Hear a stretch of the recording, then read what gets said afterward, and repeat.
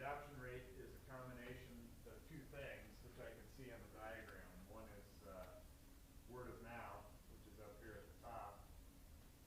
The other is promotional adoptions. And so I can see that these are quite different things. Now, when I clicked on the diagram, I lost my output, but I can get it back just by using this window control over here to switch back and bring the output forward again. So here's where I was. So what I can see is that it looks like this is some kind of exogenous test input. It's just a pulse. And then word of mouth, on the other hand, looks like some kind of smooth feedback process. So already I can diagnose what's starting to go on here. And actually, I could also look at the equations. So one thing would be just use the editor. Another possibility is I can use the document tool here in the analysis toolbar to pull that up. So I can see that the promotional adoption rate is essentially a discrete event. It's promotional adoptions. Well, what is promotional adoption? Because I can just click on it here and hit the document tool again. Promotional adoptions is just 1,000 people. So this is like we went out with our product and we gave away 1,000 copies on a street corner in order to sort of seed the market and get the buzz started about the new product.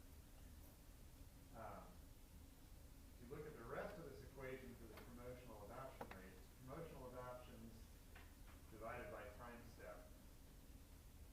What does that mean? That's essentially saying that these 1,000 promotions, we make the DT shorter, we'll just make the adoptions faster, so we always get 1,000 people in there. So you'll see this commonly when you want to represent a discrete event.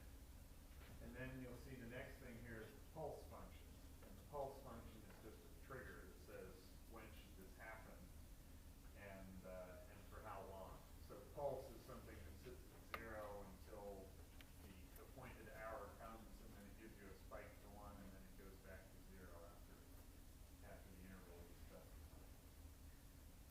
So that discrete event is how we got these promotional adoptions to happen all at once. And then from there, once we seeded the market, word of mouth took over.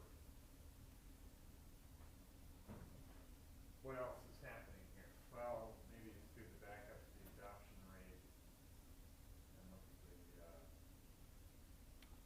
strip graph.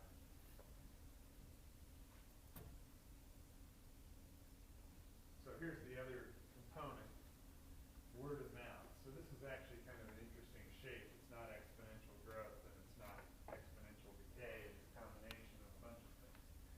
So what's going on there? So again, causal tracing is the way to just keep browsing through this to try to understand what's going on. So I can click on word of mouth adoption rate in the legend here. Again, that selects that. And now I bring up another strip graph. Now I start to see some different behavior. So there are two components to this. So word of mouth is a function of people getting out and meeting other people, which is this context variable up here.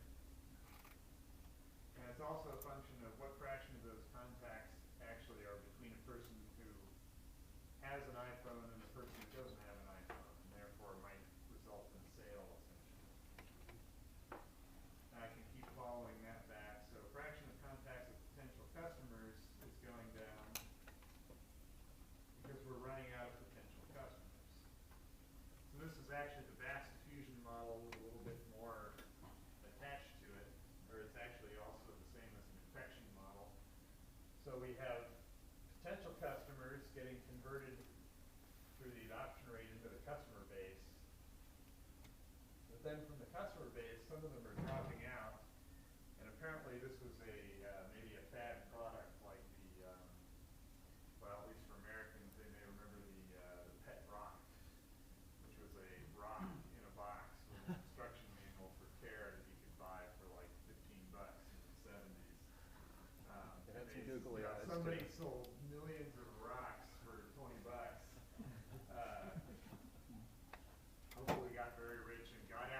before everybody had one in the market collapsed, because it's not a repeat purchase kind of item, you know. So it was funny once, but it wasn't funny over and over again. So former customers were basically permanently lost to that market. So that's kind of what's going on here. So we transition all the potential customers into the customer base. For a while, they're saying how hilarious their pet rock is, pulling more customers in, but after a while, it's just not funny anymore.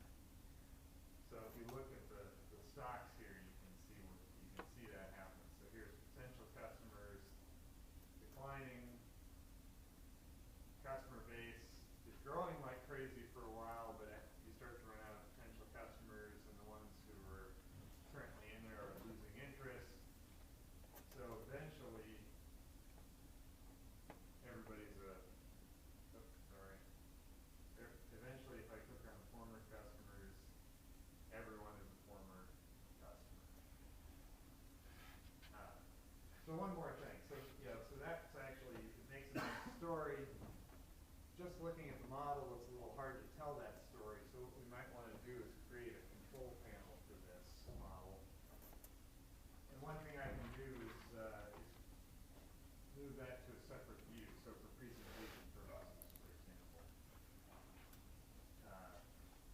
So I'm just going to go to the view menu here. And at the moment, this model is all in one diagram. So I'm just going to create another diagram. So if I say, if I hit the new item here, it'll give me a second view. But this is all the same model. It's just two pictures of the same stuff. And of course, this one is currently blank. I can hit the page up and page down key on my keyboard to just flip back and forth between them. So here I am in my blank view. I want to create a control panel. So one thing I can do is mimic the stocks. I'm going to grab the input-output object